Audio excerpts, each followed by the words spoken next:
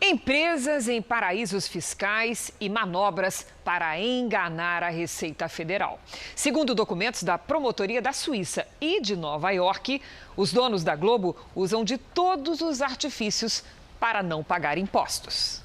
Impostos que poderiam ser convertidos em escolas, hospitais e beneficiar milhões de brasileiros. Na reportagem de hoje, vamos mostrar a relação das organizações Globo com a corrupção no futebol.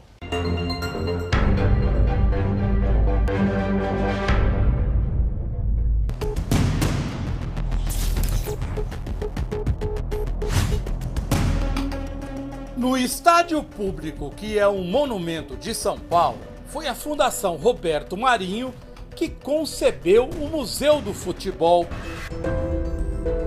Usou a Lei de Incentivo à Cultura, que permite ao Grupo Globo pagar menos imposto de renda. A ideia é educar as novas gerações sobre a história.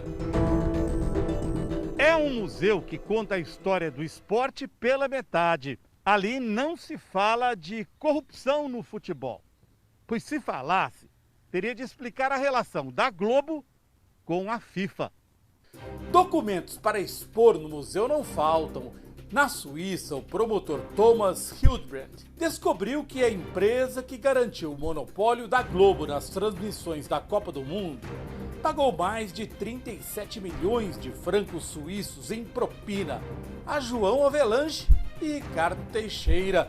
Eles comandaram o futebol brasileiro durante 30 anos, de 1982 a 2012. Em reais, foram mais de 220 milhões em propina. O poder da Globo sobre a CBF obrigou os clubes a jogarem tarde da noite, colocando os torcedores em risco na volta para casa. Os 4 últimos cartolas que mandavam no futebol nacional, envolvidos em escândalos de corrupção, nunca foram denunciados pela emissora carioca, principalmente Teixeira, que foi banido pela FIFA por suspeitas de corrupção. O ex-cartola chegou a dizer em entrevista: "Só vou ficar preocupado quando sair no Jornal Nacional." É uma entidade que tem um relacionamento muito profundo e amigável com a área política, especialmente no passado, não agora, né, e que sempre utilizou, inclusive, de empréstimos públicos, né, de concessão, por exemplo, de BNDES, de uma fiscalização menos incisiva. Né? Tudo isso leva a crer que é um ente, é um contribuinte aqui que tem que o Estado, né, o fisco tem um carinho muito especial. Não nos Estados Unidos. Na investigação do FIFA Gate, que ainda está em andamento, o delator Alejandro Burzaco admitiu que a empresa na qual ele trabalhava na Argentina, junto com a Globo e outras, pagaram propina a cartolas da América do Sul pelo monopólio da transmissão de torneios como a Copa América e a Copa Libertadores. Ele também denunciou que a Globo participou de uma caixinha equivalente a quase 80 milhões de reais que foram pagos ao cartola argentino Julio Grondona pelos direitos de transmissão das Copas de 2026 e 2030. Os pagamentos teriam sido feitos pela Globo Overseas, empresa ligada ao Grupo Globo baseada em Amsterdã, na Holanda. Outra forma de evitar o pagamento de impostos no Brasil. A Holanda é um paraíso fiscal. Ela tem uma tributação privilegiada, ela é vista pelos outros países da comunidade europeia como pária no sentido fiscal, e assim é incomparável que, com relação ao Brasil, ela tem uma tributação muito favorecida.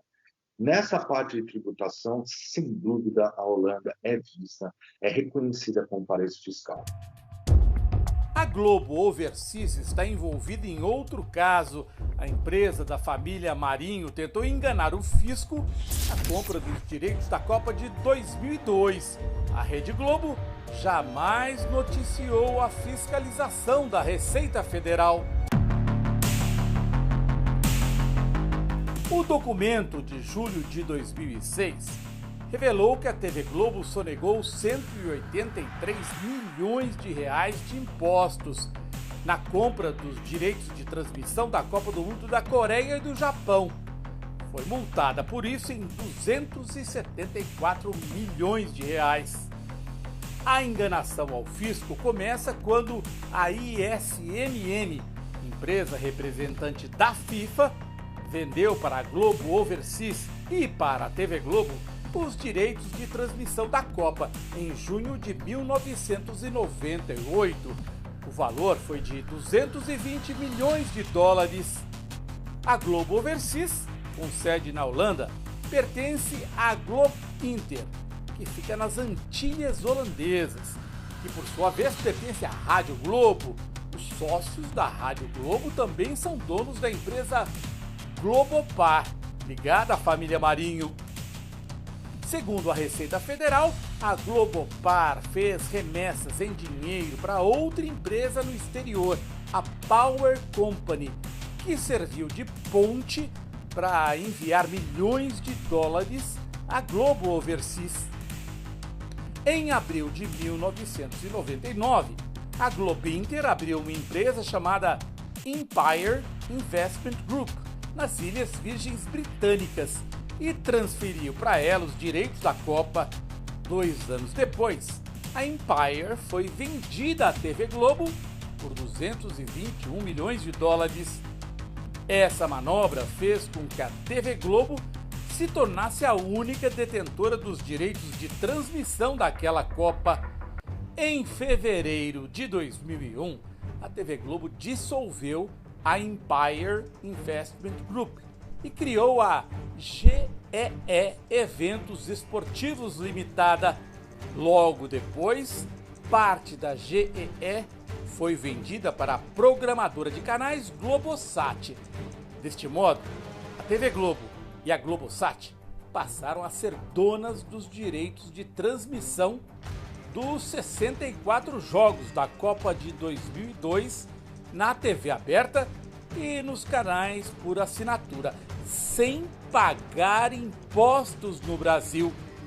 O auditor fiscal Alberto Sodré afirmou que as organizações Globo se utilizaram de uma rede de pelo menos 11 empresas sediadas em paraísos fiscais para disfarçar a compra dos direitos de transmissão, como se fosse um investimento em ações de empresas no exterior.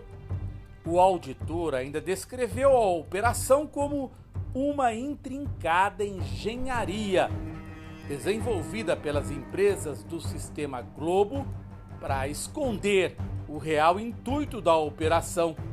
Foi aí que algo muito estranho aconteceu.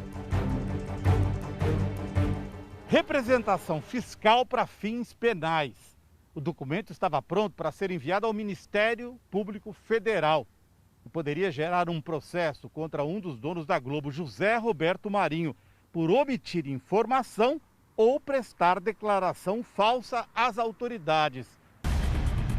No primeiro dia útil, depois que a representação ficou pronta, uma funcionária de baixo escalão foi até a sede da Receita, em Ipanema, e furtou o processo. Com isso, ele teve de ser refeito, atrasando todos os trâmites. Na época, o Jornal da Record localizou o endereço da mulher que furtou o processo, num prédio de luxo na Avenida Atlântica, no Rio de Janeiro. Cristina Mares foi alvo de vários processos por usar sua senha no sistema da Receita para beneficiar devedores. Por telefone, ela chegou a dizer que nem sabia que tinha sido condenada pelo furto do processo da Globo.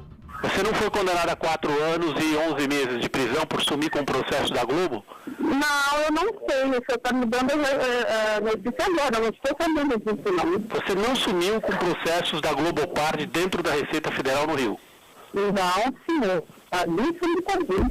Hoje, o repórter André Tal voltou ao prédio. Estou procurando a senhora Cristina Mares Ribeiro. Bom, mora aqui amanhã, a senhora está presa faz anos isso aí já, né? De hoje. Os promotores que investigaram o caso disseram que Cristina Mares pretendia atrapalhar a cobrança da dívida da emissora carioca. A Globo nega todas as acusações de pagamento de propina e diz que não foi beneficiada pelo furto do processo. Enquanto a funcionária da Receita está na cadeia, os donos da Globo sequer foram investigados no caso. Em 2014, tirando proveito de uma anistia do Programa de Incentivo à Inovação Tecnológica, os irmãos Marinho se acertaram com a Receita, só que foi com um desconto de cerca de R$1 bilhão. A Rede Globo foi procurada, mas não se manifestou sobre as denúncias apresentadas na reportagem.